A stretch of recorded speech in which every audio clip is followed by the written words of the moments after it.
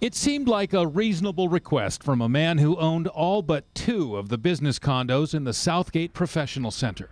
Stephen Lipworth simply wanted the owner of Unit 15 to pay his $46 monthly association dues. Lipworth couldn't have known he was about to trigger a 13-year legal battle with a man named Raj Singh. Well, I didn't know who Raj Singh was until he arrived at my door one day.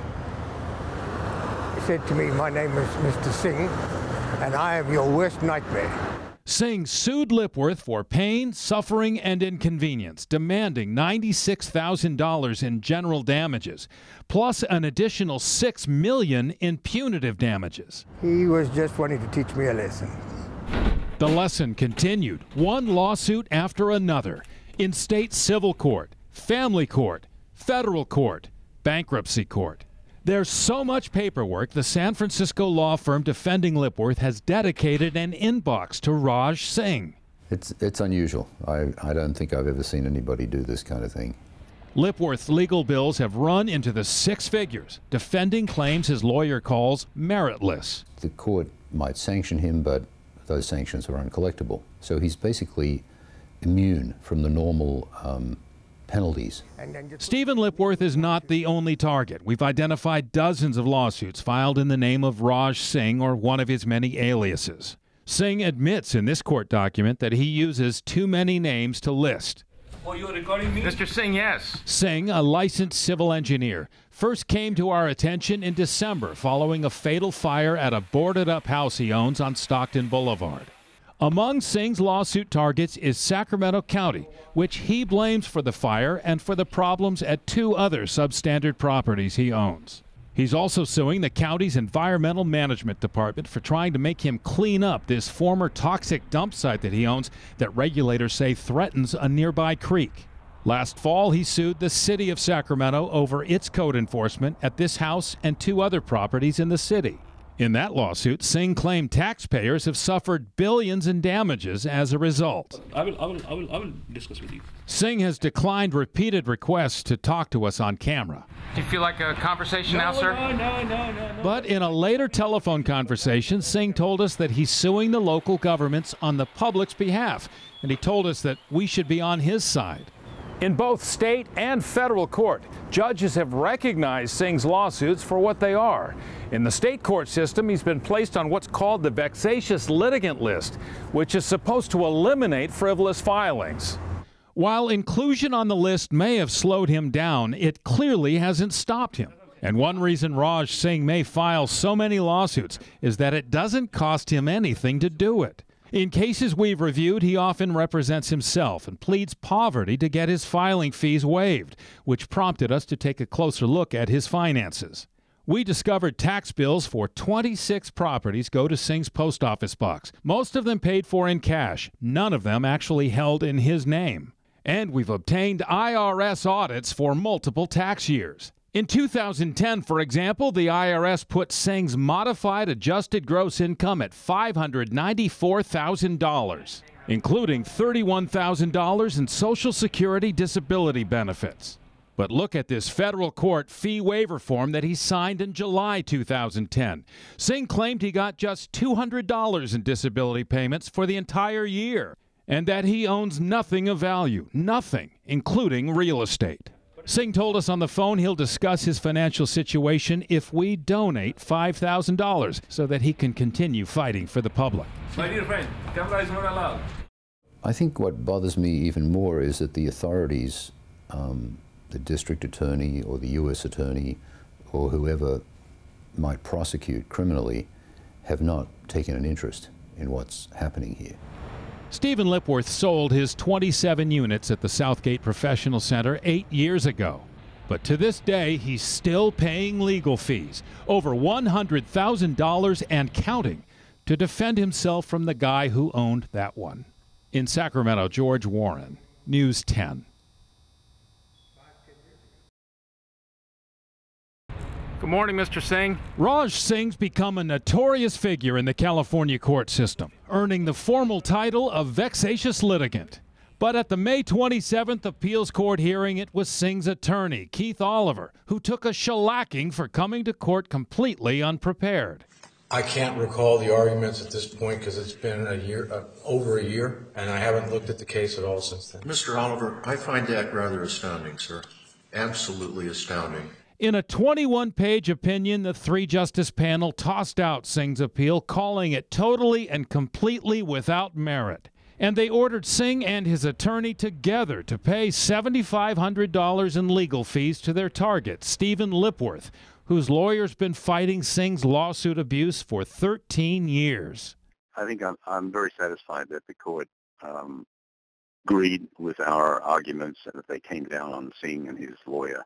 And then the justices went a step further, ordering Singh and Oliver to pay another $7,500 to the court. The message is don't waste our time because it's going to cost you. Legal analyst Bill Portanova, not involved in this case, says the opinion should serve as a warning to other people like Raj Singh and Raj Singh's attorney. If there's anything you can take away from this case, it is that no lawyer and no plaintiff is immune from being found out by the judges. Because when they do find out that you've wasted their time, they're going to take it out of your hide. We broke the news of the ruling to Singh in person at his Midtown Sacramento apartment. He did not seem surprised. In Sacramento, George Warren, News 10.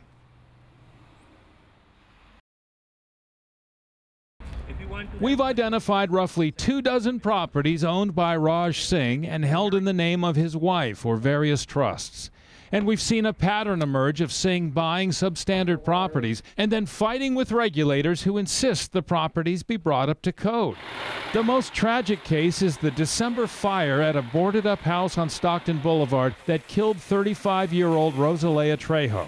Perhaps the most puzzling case is the former South Sacramento landfill Singh bought in 2001. A neighbor down the street's been asking the question for 13 years. When the hell would anybody buy a place, a dump? After Singh discovered that he couldn't build on the property because of underground contamination, he racked up $250,000 in penalties for ignoring the county's orders to clean it up. This week, the Cal EPA division known as Cal Recycle began a month-long project to cap the former dump site with 15 inches of clean fill dirt. The $260,000 spent will become another lien on Singh's property, along with 2 adjacent parcels under separate ownership. In the end, the important thing is to make sure that that site is cleaned up and does not pose a hazard. Now, here comes the ironic twist. Shortly after he bought the former dump site, Singh sued the former owners, claiming they took advantage of his immigrants' lack of knowledge of California law. But by then, he'd already been labeled a vexatious litigant by the California court system, the very definition of a person who knows their way around the courthouse.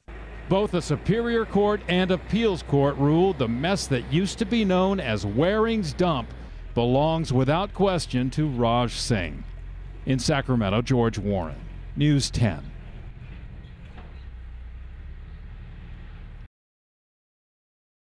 I can talk to conversations, but not on the camera. We've noticed a pattern in Raj Singh's real estate investments. He picks up substandard properties, generally all cash purchases, then fights city and county efforts to bring them up to code.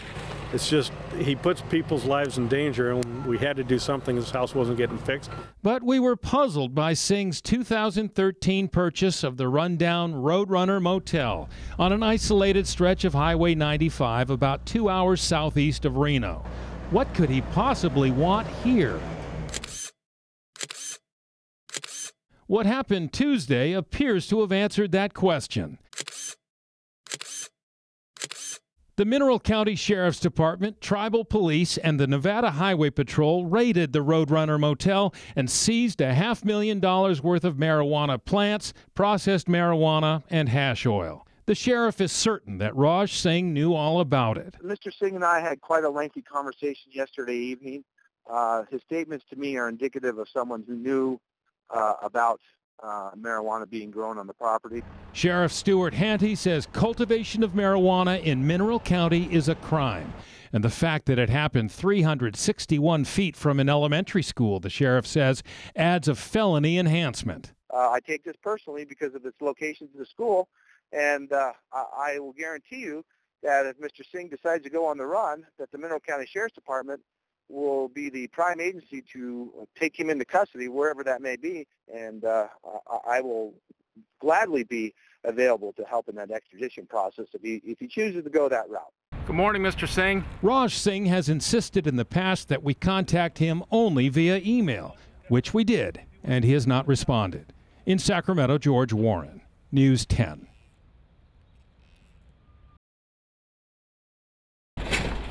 The fall harvest came early at a 10-acre property outside Placerville, thanks to a state and local drug task force.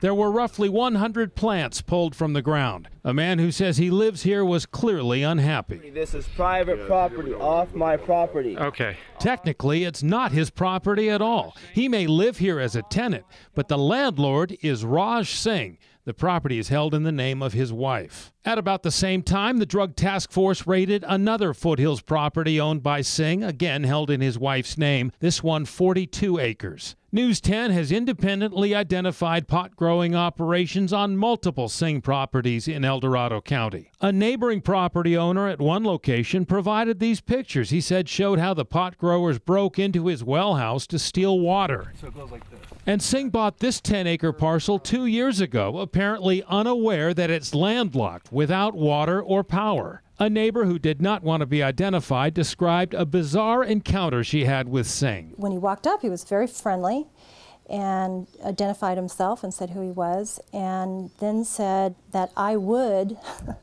sell him power and I would give him water from my well. And I said, no, actually I won't.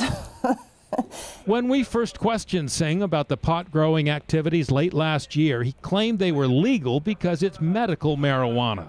The sheriff of Mineral County, Nevada, said Singh told him the same thing on the phone following a raid this week on the remote motel he bought last year. The difference, the sheriff says, is that cultivation of marijuana in his county is illegal under any circumstances, and he expects Raj Singh to go to jail for it. In Sacramento, George Warren, News 10.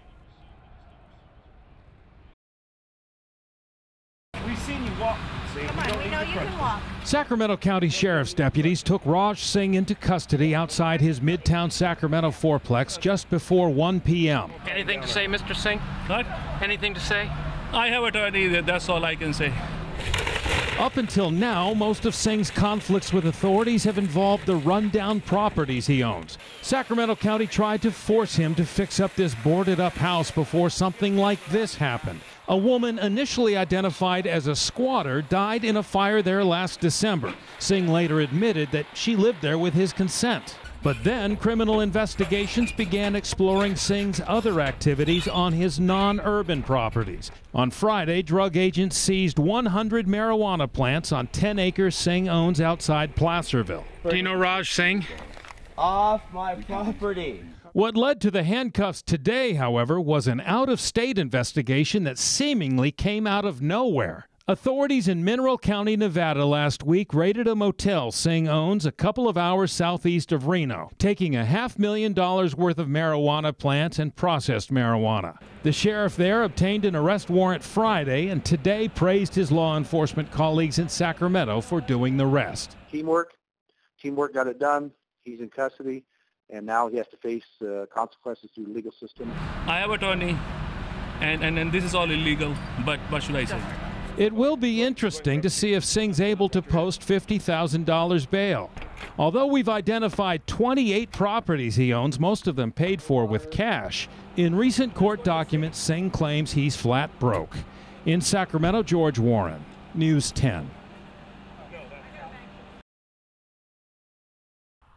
Nobody really knew why a Sacramento real estate investor bought the rundown Roadrunner Motel last year, more than 200 miles away on the Walker River Paiute Indian Reservation. Tribal Vice Chairman Amber Torres was hopeful the buyer would restore the community's only motel, which has obviously seen better days. Yeah, initially, and maybe come in and fix the place up so that it's inviting and welcoming to people. Then came the raid on the motel in early September, where authorities seized 144 pounds of marijuana. Mineral County Sheriff Stuart Hanty said he spent nearly an hour on the phone talking to motel owner Raj Singh. It was evidently clear to me that he knew what was going on at the motel, that he knew that there was marijuana being grown there. The sheriff says Singh told him it was medicinal marijuana, even though that's illegal in Mineral County. And the motel is right across the highway from an elementary school. But within a couple of weeks, Singh's story had changed. In one court document, he said that because he lived so far away, he placed the motel under the management of Indians. And in his words, they grew marijuana for the benefit of Indians. To hear that is so shocking. We had absolutely no part in that. Singh faces charges of marijuana cultivation and trafficking and appeared in Hawthorne Township Justice Court for the first time this afternoon. The judge allowed him to remain free on the bail he posted in Sacramento in September. But minutes later, the sheriff arrested Singh outside the court building on a misdemeanor charge of stalking because he repeatedly sent emails to the sheriff after being warned to stop. Singh's Nevada attorney was outraged. You just saw a sheriff who lost an election last night exercising his power, I guess. Has nothing to do with the election. As long as I'm sitting sheriff of this county, I'm not going to stand for it. He was adequately warned. I told him, and he refused to comply, ergo the arrest. By the time you see this, Raj Singh will have been released from jail on the stalking charge. But the sheriff says he made his point. In Mineral County, Nevada, George Warren, News 10.